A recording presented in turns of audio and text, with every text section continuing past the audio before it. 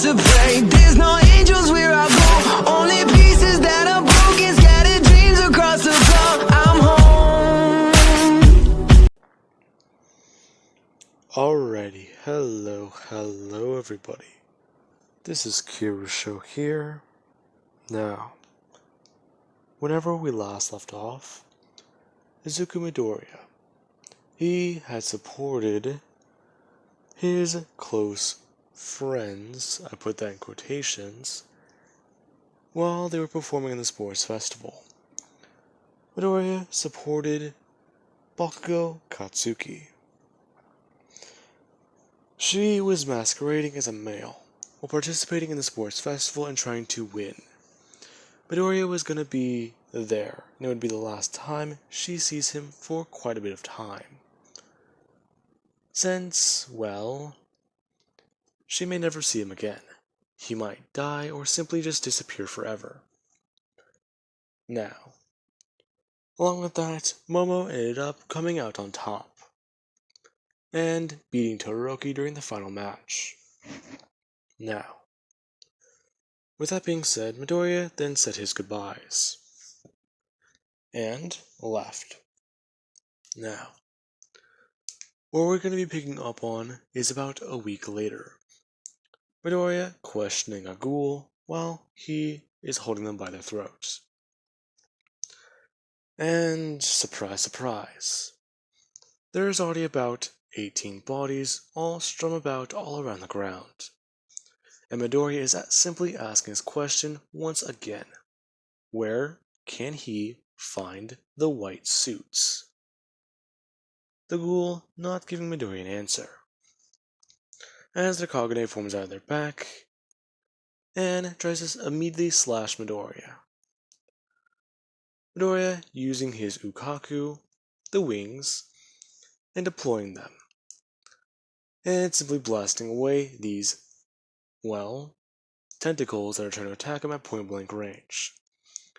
As the blast also does begin to fire into the ghoul's Kagune and his body, hurting him quite a bit as he tries to scream out in pain, Midoriya covering his mouth with his other hand, before simply bringing them down onto his knee, smashing them in the gut and immediately destroying the Kagune sac in their body. The amount of force Midoriya hit them with stabbed a couple of their ribs directly into the sac, meaning it's going to take some time to regenerate. Midoriya simply bringing them back up and saying once again, where are the white suits? He knows that they are in his city, and he wants to find them. The ghoul finally giving out what it knows. Midoriya has been having to put a puzzle together, and it has not been fun. All of these ghouls are not white suits themselves. However, one ghoul had a sighting of them, one ghoul talked to one, and this ghoul actually followed one. So, this ghoul gave him the final piece, as Midoriya simply kills them, twisting his wrist and snapping their throats, before simply tearing off their head. Now, he then begins to eat, eating what he can, until his belly is full, and then leaving. The other Midoriya simply telling him that he really should have just focused on the Kagune sacs. They're basically saturated with RC, and they can help him get stronger a lot faster. Midoriya is saying that he could have done that, but, well, yeah. At the current rate that they're going, murdering about a couple ghouls every day and eating them, they're going to be perfectly fine. Getting stronger won't be the problem. It's simply going to be a matter of who am I going to kill next, till I get my answers. Besides, with what we're doing, we're actually saving quite a bit of human lives. Is that really what you're worried about right now? Human lives? Well, you gotta think about it. A couple months ago, we heard that there are too many ghouls in this city, and at the current rate, cannibalism was eventually going to happen. So look at what we're doing now. In fact, we've taken down already almost 500 ghouls, if not somewhere in the realm of thousands in our entire lifetime. And that number slowly decreases from months to years. And it just keeps rising. So, I don't really see a problem with what we're doing. That's fair, but still. What are you going to do whenever you finally see this guy? Well, I have a few ideas. If you're going to murder him, then might I suggest torture? No, actually, that was option 2. We're going to try talking to him, appealing to him. If I remember from Jason's incoherent rambles sometimes. Or, no, wait. That was his father. Both those assholes are basically the same. From what I know, Jason's men, there was that one guy who kept bawling his eyes out. He was very emotional.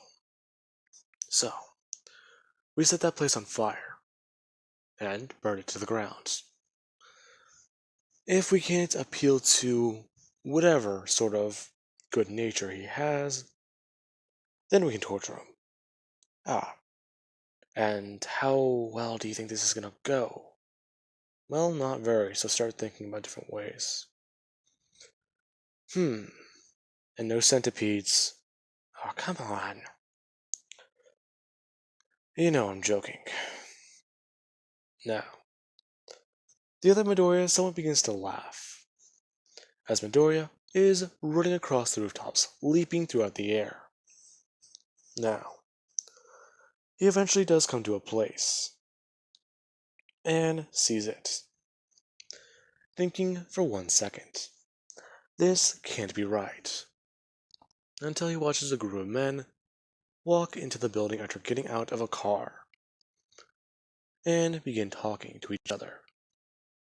They're all wearing matching suits, so this is the right place. Now, Midoriya begins to plan out how he's going to go in, plan out what he's going to do. And 5 minutes later, there is a knock on the door. Many of these ghouls confused. Usually a knock isn't common around this place. Every member has a key to that door. So this is something different. Probably a package delivery. Now, one of these ghouls do open the door. Reluctantly, of course. Midoriya simply asking the question as the man looks at him. Asking where is their boss. The man immediately jumping back and getting on the defensive. Midoriya walking in as he starts to let out the tendrils in his back. And they begin to raise up and form. They quickly go from 3 to 6, then to 8. All of the ghouls surprised simply watching Eyepatch. He quite literally just walked into a fortress and is asking to speak to their leader. After he killed and burned down their last headquarters. Many of these ghouls getting angry and yelling. A lot of them bringing out their own Kagunes and beginning to try and rush Midoriya, who simply blitzes all of them. Midoriya, he is simply standing there, as he's behind 10 ghouls, all of them confused as he simply turns around, and holds up a couple things, before they all fall onto the ground. The rest of the suits watching as Midoriya is holding parts of their backs, before he just drops them onto the ground, saying once again, he just wants to speak to their boss. Now, the man does come running out, hearing the commotion, seeing some of his men on the ground and someone beginning to scream at that, screaming to take them somewhere where they can heal, get them some food, get them something to eat. While the guy just looks at Midoriya and begins to yell and scream at him, rushing forward to try to attack him, using his Kokaku and forming it into a sword around his arm, and immediately lunging towards Midoriya, trying to slash into and pierce into his body. As he does so, he stabs directly through Midoriya's chest, hitting underneath part of his left ribcage, and into his left kidney and part of his large intestines and part of his small intestines, the blade poking through Midoriya's back, as he simply just looks down at it and then looks back up at the leader, saying that he's come here to talk to him. The man staring at Midoriya, his blade still in Midoriya's body. Now, he simply says that there is nothing that they can talk about, and there is no way they are making a deal. No matter what he tries to say, he killed his big brother. Now, Midoriya simply sighs, bringing his right hand up and bringing all his fingers together, before slashing downwards with all 5 of them, stabbing directly through this guy's Kakune and pulling it directly out of his stomach and his chest. The man taking a couple steps backwards as Midoriya brings his leg upwards and kicks him directly in the face, sending him through about a couple walls. Midoriya then forming his own Kakune on his back. Or is it his own? Midoriya formed what he believed Jason's Kakune to look like, before it cannibalized. He still doesn't like doing it, but shape-shifting Kakunes is something he's learned how to do. And, well, it's part of the whole disguise thing his mother taught him. He could disguise himself as any type of ghoul. In fact, this isn't too different from doing the whole centipede thing, as Midoriya simply just stands there, walking forwards and telling him that he said he had a deal, and it's going to be quite simple. The man simply watching as Midoriya brings his hand up and unzips the mask around his face, opening it as the man begins to see Midoriya's lips move. Midoriya telling him that he said to calm down. Now, I am quite aware of what I did to your boss. And, well, if it's any consolation, the CCG was already on your back. So your boss would have been taken in, and then ground to mush. So, I simply just sped up the process. And I'm sure as you're aware, the CCG has already killed my mother. I am Eye Patch. Midoriya simply just bringing his hand out to the mask, and pulling it from his face as it just floats there, before moving it downwards and forming the Kakuja, as it forms directly on his, well, in between his eyes, saying that he is also the three-eyed ghoul. And, if you've heard of me, I think you understand my reputation. So, as the Kakuja deforms, Midoriya reforming the mask around his face, saying that he wants to be their new leader. He wants to help them. He wants to make sure that he can make his organization something his boss would be proud of. Something he's sure Jason would have loved to do himself. He probably didn't have the vision for it. The man was a murdering lunatic. Now, the ghoul getting on the offensive, trying to defend his big brother. Midoriya simply just bringing his hand up and telling the man to stop. He understands exactly what the man was. Now, he's met the man who taught Jason everything.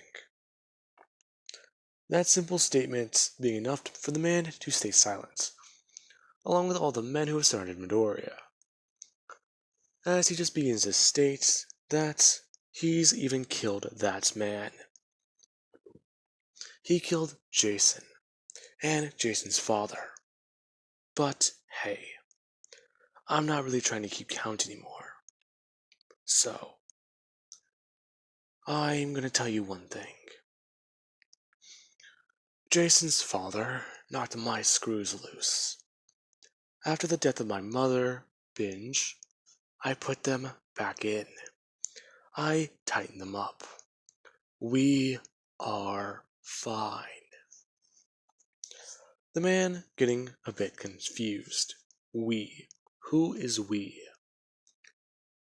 As Midoriya begins to smile, saying him and his friend, the one who lives inside of his head, before he brings his hands up and simply just folds them outwards, throwing them out as he changes.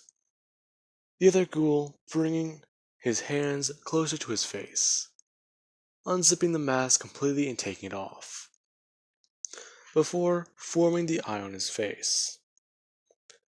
The man looking up to see the one-eyed ghoul, him completely in shock, as this ghoul walks over, the man stunned, before he just simply bends downwards, saying that he is here to help revitalize the organization. And I'm part of his reason. In fact, both of us plan on helping you, taking down the CCG, and, well, finding Origiri Tree. We need possible leads you have to the organization. So, as the man takes Midoriya's hand, saying that he doesn't understand. If you're looking for leads to Origiri Tree, you could have simply asked us. We used to be part of them. Midoriya simply just saying that that does not matter. He needs every ghoul they have. He understands their fierce loyalty. In fact, it is actually something he respects of his organization. So, he will do one thing. If it isn't in his power, if he could do it, he would bring back Jason. Even though the man was completely crazy, he would do it just to show that he is loyal. But they can't. So, what you can do is honor your big brother. Midoriya wrapping his hands around this man and giving him a hug. Every ghoul watching as this other Midoriya appeals to this one's quote-unquote humanity or good nature, saying that his big brother will not be forgotten. He will be the monument of your success. The thing you all strive to be. You shall all strive to be family. This ghoul breaking down into tears, before relinquishing control and handing it over to Midoriya. Now, Midoriya has the ghoul crying on his shoulder, before he simply orders his men to rest up, get proper sleep. Tomorrow they're going to begin a new mission, a new organization. Now, the next day, Midoriya does get properly fitted for an outfit, getting a white suit, and removing the eye patch. His men don't really like it. In fact, it was this other ghoul's idea. The other Midoriya encouraged him to do it. No more hiding. No more secrets. He is gonna be the One-Eyed King. Even Origiri Tree called him that. So, this is what he is. He isn't just a ghoul. He is a leader. He is something everybody will fear, respect, or want to be. He will be the ghoul that no one will not fear. Now, with that being said, I do hope you guys enjoyed, and have an amazing night. I'll catch you guys in the next part.